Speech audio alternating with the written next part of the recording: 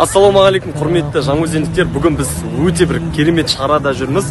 Алланың қалауымен мешіт жамағаты және де мешіт имамы болып, бүгін дүкен аралауға шықтық. Дүкен аралаудағы басты себебіміз арақ атадан қалған ас емес, адамгершіліктің, руханиятымыздың, отбасылық құндылықтың қас жауы болған арақ.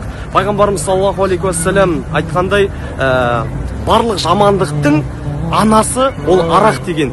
Осы Рамазан айында, осы Жаңаөзен қаласында дүкендерге кірудегі мақсатымыз осы арақтан бас тарту. Осыны көріп отырған кәсіпкерлер, сіздерге де құлақтарыңызға алтын сырға, Аллах тағала баршаңызға сауаптан жасын, және де осы ескертулерді қабыл алған дүкендерге осы мешіт жамағатының атынан, барлық халықтың атынан алғыс хатымызды да табыс ететін боламыз.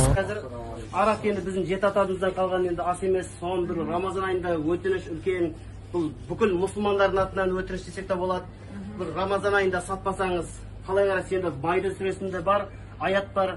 Иннамал хамруды басталады. Расында арақ, және оның туыстары, мас қылатын нәрселер, ішімдіктер, және де бұттар, бала шаттың оқтар, бұлар ритсін дейді. Сондай жиркенші мен амал шеті амалдың шайтандар дейді. Бұлар дейді 91-ші аятында мұсылман бауырына, әкені балаға, баланы әкеге дұшпан қылып қояды дейді.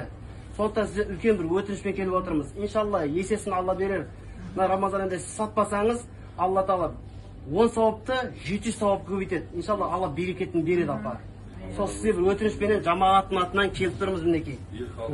يا بي روحي طموحي ملء رجاء وخوفا فأنت مولانا يا مولانا مولانا يا مولانا. Сында жазып қазақшаға ұқсатып, ал сау бол, аман бол. Алла саудаңызға берекет берсін. Бұлай болады деп ойламай едіңіз. Міне қалай кешегі апайымыз айтқандай, зәмзәм суы, әжуа құрмасы, суккари құрмалары тұр мұнда. Келіп, апайымыздың саудасын жүргізсек болады. Алла берекет берсін, апа. أنت مولانا يا